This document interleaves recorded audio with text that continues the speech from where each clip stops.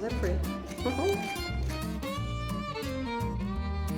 Our family always had an open door. You could always add extra people for a meal, you know, so to spend the night at grandma's or whatever you needed to do. And it's just the way I was brought up, and I love the opportunity to bring people to Jacksonville to stay here. You can just kind of be comfortable and feel at home, and that's what we want. You know, we have a sign above our walkway there that says, "Come as strangers, leave as friends," and that's what we hope for. We want people to make themselves at home here, and we have several return guests, and the town brings them back. You know, I feel like if we can get them here once and get them out and about in town, then it's not just me bringing them back, it's the whole community. This is the Little Stove, our business. It's a market and eatery, wood-burning pizzas, crafty cocktails, wine bar, and we have a shared office space and Airbnbs up above.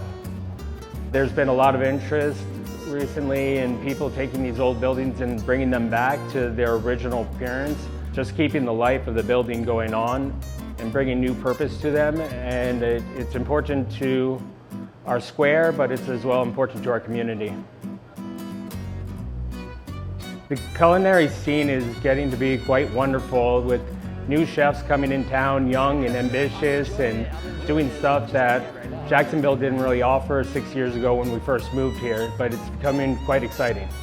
Proud Richards is a contemporary American restaurant. We focus on utilizing seasonal, local ingredients from farms in the area.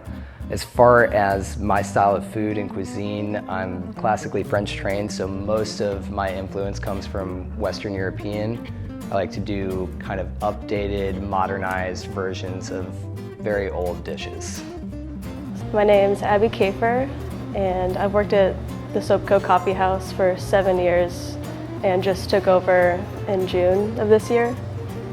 We offer a lot of specialty coffee drinks like lattes, cappuccinos, several lunch options, and soups in the winter.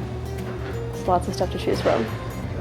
Don's is it's been a staple since 1972. We celebrated 40 years this year of my dad owning it from 1982 and beyond, and people kind of joke that we grill everything out on the curb because you can smell it from anywhere else on the square and it kind of draws people in. But I have memories here of 30 years and I can't ever remember a change in our Saturday menu. It's always been the same sandwiches and rotating chili, gumbo, and Irish stew every Saturday. Sourcing locally grown food is everything to us. That's the philosophy that drives our business. We do everything we can to showcase what's in the area and in season, and our commitment is to quality and freshness, and that just falls in line perfectly with each other.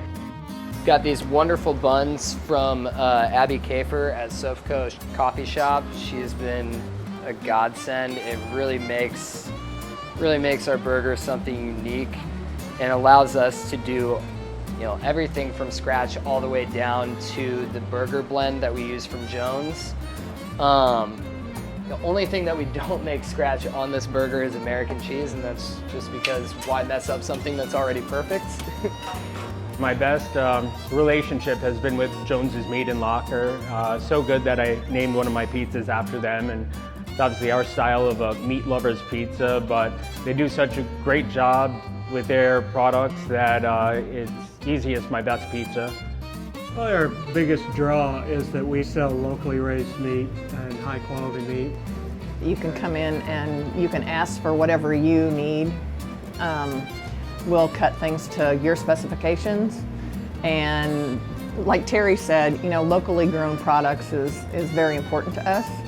So we've been dealing with farmers in the area the whole time we've been in business. We buy from a few local farmers. They bring it in and it's slaughtered here, and we age it in our cooler and then cut it off right here, so it's not coming from someplace you don't know, and so that's a big advantage. I think the best advice my dad gave me that I think is so true is just, every opportunity you can give back to your community, do it, because it just seems like every time you do, you get that many more people in to support you, and the things that you do for your community are only going to bring more people in and make overall Jacksonville a better place. It's funny because, you know, we know one another. It's not a tiny town. I mean, there are about 20,000 people that live in this town. But if you say you're staying at the bed and breakfast, the shopkeepers know who we are. And we know who the shopkeepers are. And we had guests 2 nights ago that did a rendezvous here. I sent them to Proud Richard's restaurant, and I had the ability to call down and find out if we could get kind of quiet seating for them, because they had just a short time to visit together and they needed to be able to talk and hear one another. And it was their beer and burger night, so I figured it would be really loud. But I made accommodations for them, and they worked wonderfully with me to give them the best experience they could have within their restaurant, for me to give them the best experience they could have within my home. So I think that kind of relationship building within the community, but also with them embracing our guests, just makes it a real authentic experience for people coming to town.